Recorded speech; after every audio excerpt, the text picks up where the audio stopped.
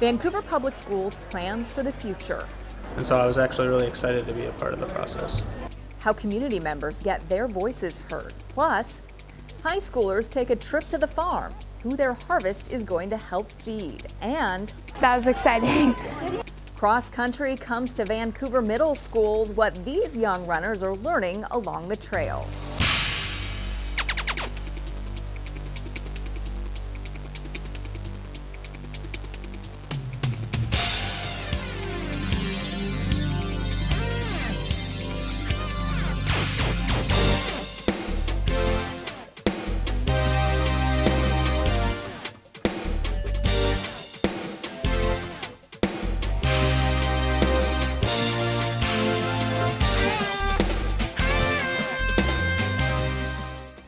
Hello and welcome to In the Know. I'm Colleen Jamison. Vancouver Public Schools is planning for the future, and it gets some help from the people who live here. The district held a community symposium to help update its long-term strategic plan. That's called Design 2, Chapter 2, and it picks up where the previous plan left off. Amanda Richter was at the symposium and filed this report. They say it takes a village to raise a child. Well, it also takes a community to guide a school district, which is why many members of the Vancouver community are here today at the Water Resources Education Center. Nearly 130 people from the community, central office, and schools devoted almost an entire day to talking about Design 2, Chapter 2 and the next 5 years of education in Vancouver Public Schools. I think breaking down those walls and having, completely a transparent and open and honest conversation where people feel comfortable being critical of what's going on or being able to voice their opinions as far as what needs to happen for us to continue moving our system forward is really important. They praised work in all goal areas, including safe and supportive schools and instructional quality.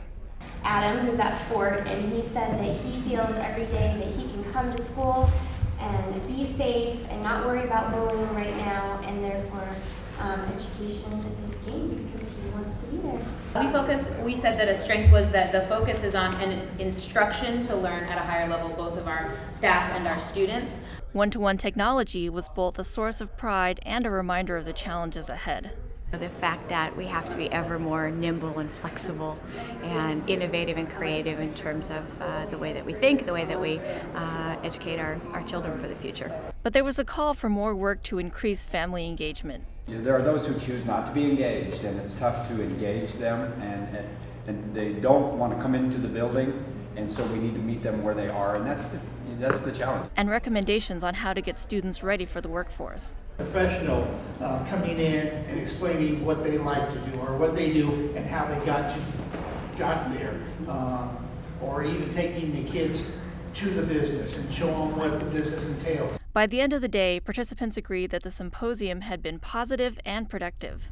And really, it's been a sense of pride for the community as far as coming together and knowing what our successes are, but then it's also been really wonderful to see that people are taking a critical eye. And their input will play a critical role in how VPS will continue to prepare students for college, careers, and life. It's not a plan that's placed on a shelf and gathers dust over time. It's a dynamic, ever-changing plan that everyone stays focused on, including citizens, myself as a member of the public. For In the Know, I'm Amanda Richter. Thanks, Amanda. Here's a look at the Design 2 Chapter 2 timeline. The district held a student symposium back in September to get their input, followed by the community symposium. And from now until January, goal area teams will review the recommendations and create objectives for the district. In March, the draft plan will be posted online and open for comment.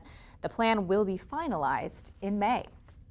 Congratulations to Harney Elementary School. It's been named a School of Distinction for 2013 after making major academic improvement.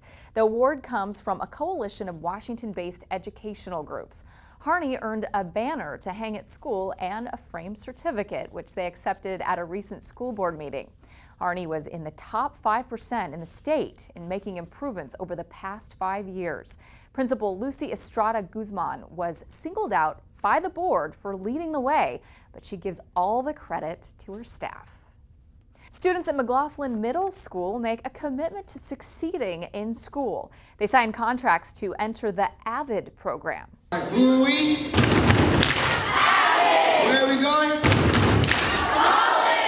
AVID stands for Achievement via Individual Determination and helps prepare kids for college. Although these middle schoolers are a long way from that, they're learning now the kind of study habits they'll need to get there, like C Notes. C Notes is short for Cornell Notes. They help, they're like an easy way to study, yeah. I've always wanted to go to college. It was something that I wanted to do ever since I was younger, and I want to be the first person in my family to go to college. By signing the contract, the students pledge to work hard and be good role models for younger students. They also take special AVID classes and meet in study groups. AVID is offered at nearly every middle and high school in the district. Fort Vancouver students get a hands-on lesson in farming, and they get to feed the hungry while they're doing it. The horticulture students headed out to the WSU Heritage Farm to harvest squash. Clark County Public Health sponsored the trip as part of National Food Day. All of the squashes the students harvested went straight to the Clark County Food Bank. The students appreciated the chance to give back. I think it shows us how we can help people and also do things that we like, and I think that's kind of important. The food bank is always trying to get families fresh fruits and vegetables, not just canned products. Squash is perfect for that because it has a long shelf life. The school district has horticulture programs at 4 high schools as part of its career and technical education programs.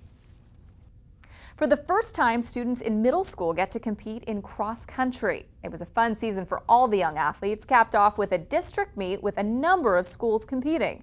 Nick Vole has all the action. With a bang, they're off. These young runners are getting their first taste of cross country, and they like it.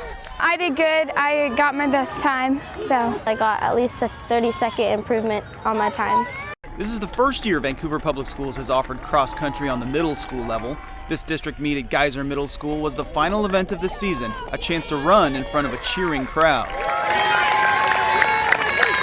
It was also an opportunity to get one last victory, and Alki's Crystal Kaufman did just that. It felt really great. I worked really hard all year, and it was kind of nice to have the payoff. Ellen Burbank, also from Alki, finished second in her race. It's a great feeling. It's a really good sense of accomplishment. And while winning is important, there's so much more at stake. I like that you can be determined and really push yourself every time to do better. Kids are learning early the joy of exercise and what it's like to be part of a team. Good job, Alki. Good job, Washougal. They're getting plenty of guidance along the way. Our teachers just make it really fun to do, so it's not like a burden to do or something. They tell us not to let anything get into our heads and to just run and do our best, and they're so supportive, and it's really nice to have people like that. And in the end, win or lose, they're learning one of life's biggest lessons. It feels so good. All that hard work really does pay off. For In the Know, I'm Nick Vole. Thanks, Nick. And here are the final results from that district meet. Lucy Mohammadi from Thomas Jefferson won the 7th grade girls race, with 2 of her teammates also placing in the top 5. In the 7th grade boys race, Washougal's Gabriel Dinnell took the top spot. The other 4 spots were taken by students in Vancouver Public Schools. As you saw in Nick's story, Crystal Kaufman and Ellen Burbank of Alki took the top 2 spots in the 8th grade girls race, with a strong finish by 2 Thomas Jefferson Middle School runners.